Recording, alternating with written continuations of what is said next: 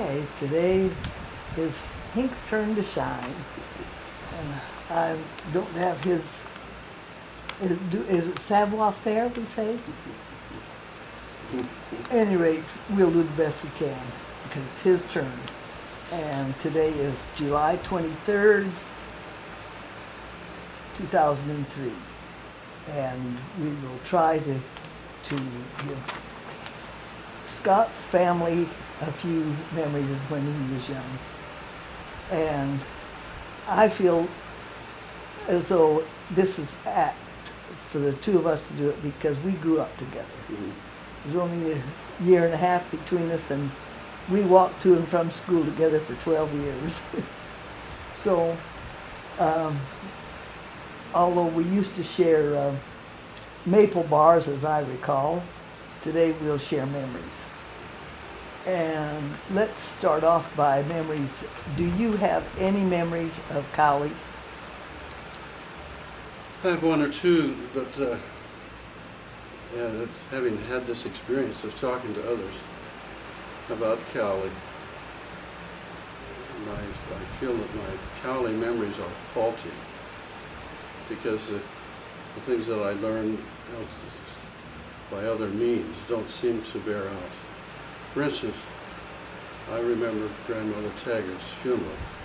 Do you? I do too. Yeah. But the only thing I remember, this is my memory, yes, that there were, that in her house, there's two rooms, mm-hmm. and that she kind of laid in state in another room, and there was like one of these string curtains in the doorway that you could see through and see where she was lying in state, so to speak. That's the only thing I remember about Grandma Taggart. I remember going to Grandma Welch's and getting homemade bread with heavy cream and sugar. Oh, yes. Nothing more than that, except just that little bit. I remember a few small things about playing with Junior Safford. Mm-hmm. I remember the round dinner table that could be opened up and have a what do they call it, a flower?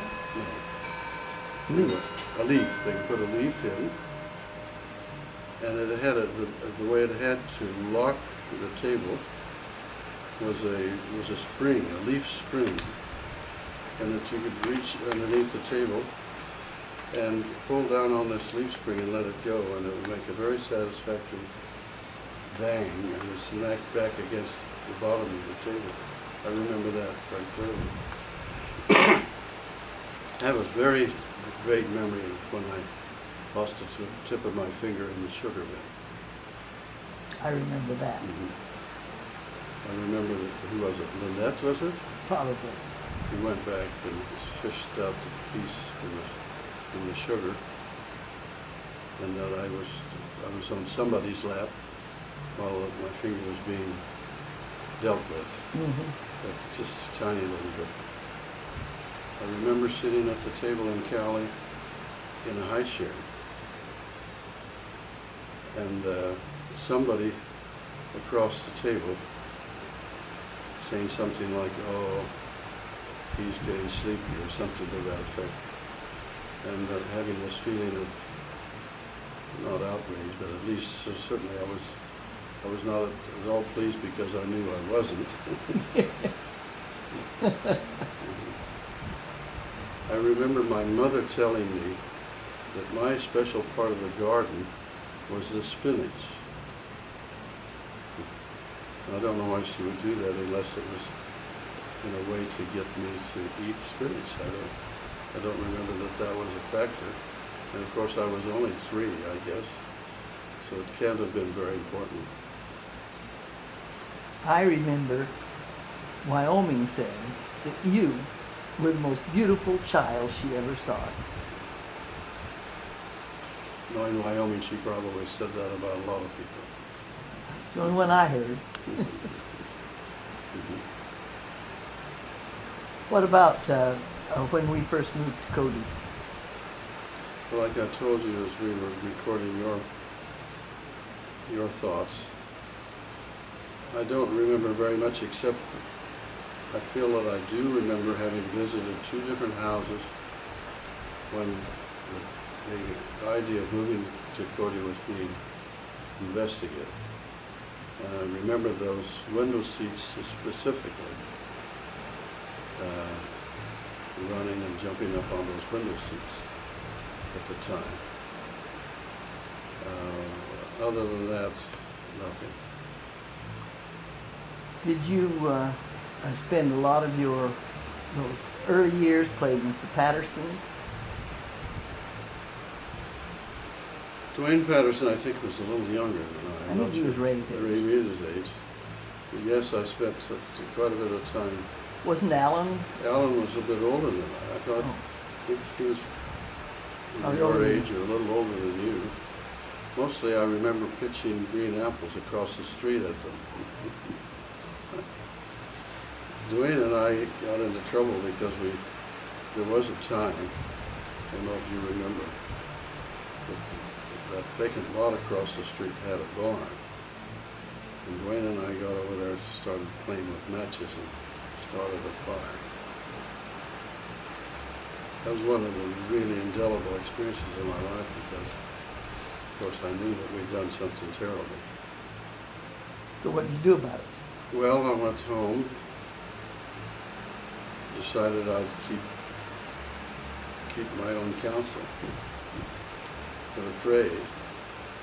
And as fate would have it, somebody in a uniform, a man in a uniform, came to our house, and I saw him coming down the sidewalk toward the house. I had no idea who it might have been. It could have been Salvation Army or most anything, I guess. But to me, it was a guy that had something to do with the fire we'd made in the barn, and so I went and hid behind the couch in your mother's living room because the man came and went and nothing happened. But a day or two later, my dad took me on his lap and talked to me about it. I was deeply impressed. There was no punishment. He just talked to me very calmly about what we'd done. You know?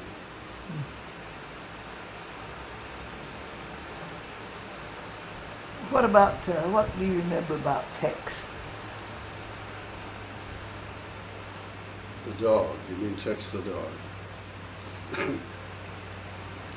I have no memory at all of where he came from. I can tell you that. When Uncle Bruce died and Aunt Norma and her family moved to Salt Lake, they left Tex at our house. Is that right? Mm-hmm. Well, he was, of course, a little boy's dog. He was very noisy. When we played with a football out on the lawn, he just barked constantly. And of course, with the way kids do, when they shout at one another, everybody's trying to get a bit louder than everybody else. And that silly dog, constant bark, constant, because he was so excited and wanted to be a part of what we were doing. Lee Molesworth, there was a period of time when I spent a lot of time with Lee Molesworth. And it must have taken a long time for it to actually fall on his side, because it was long enough for Bob Todd and I to go out through the door and for the door to close again. So that pickup then was on top of us both. I remember clearly as it rolled, the part of the cab just above the door was right against my forehead. And I thought for a moment that if it were to continue to roll, it was going to crush my head. But it didn't continue. Naturally, I had a very satisfactory bit of bleeding, so it felt a little bit heroic after. But I felt stupid. It was not my fault, but I felt stupid. And so I sent Charlie to the fish hatchery to call Dad. Oh, sure. And of course, Dad was mad. I'm sure it's not mad at me because he thought I did something stupid. But mad, worried mad, And you know how practical he was. Came out in his Chevy, backed up into the sagebrush and took his tire chains, for driving in snow and mud, hooked them to his bumper and to the fender of the pickup, pulled the pickup back up on its wheels, and then we drove into town following it. Of course, when it tipped over, I had a firm hold on the steering wheel, and the full weight of these other three boys came against me. And so it tore the steering wheel shaft away from its moorings and bent the shaft. And so as we drove into Very town, safe. as I had to turn, when I turned the steering wheel, he would describe this kind of circle. It was crazy. It was crazy. But that's the reason I know Bob Todd had been on the ranch. He was younger. How much younger? Bob, I think, was in Rita's class. I was in yours. Yes, yes. There was one other boy came out. Well, I thought Red Martin was there fucking Hinckley. Well, yeah, he must have been. In fact, I know he had to be, because you remember there was a guy named Ralph Frame. Not sure it was Ralph, but I think so.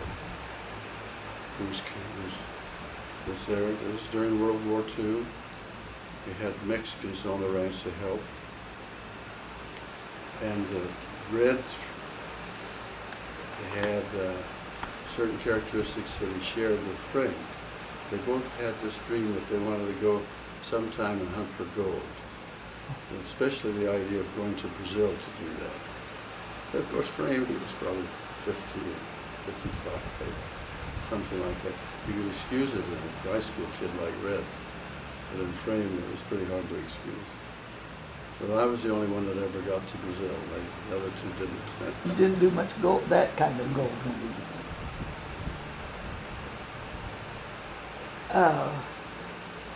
It seems like, whatever you could share about your ranch experience, I think you should, because this is our golden opportunity, because most of us don't know anything about the ranch firsthand. It's kind of like that storybook thing that all of us share. You'd think that we had the ranch yesterday instead of 35 years ago. And it's very important to us. So whatever you can share, you should. For instance, where did you stay at the ranch? Where did you sleep? Well, as a kid, I stayed in the house with Jackson and his wife. You remember that the house had several numbered rooms. Yes, I remember. And one of those had a stuffed golden eagle with Yes. a broken tail. Mm-hmm. That was the room where I stayed. Now somebody stayed there with me, at least for a time, because I can remember we got into one of those silly things that little kids get into. We got to giggling about something. And finally Jackson L came upstairs to kind of get after us, but in a nice way. He said he thought we must have had giggle soup or something. We thought that was hilarious.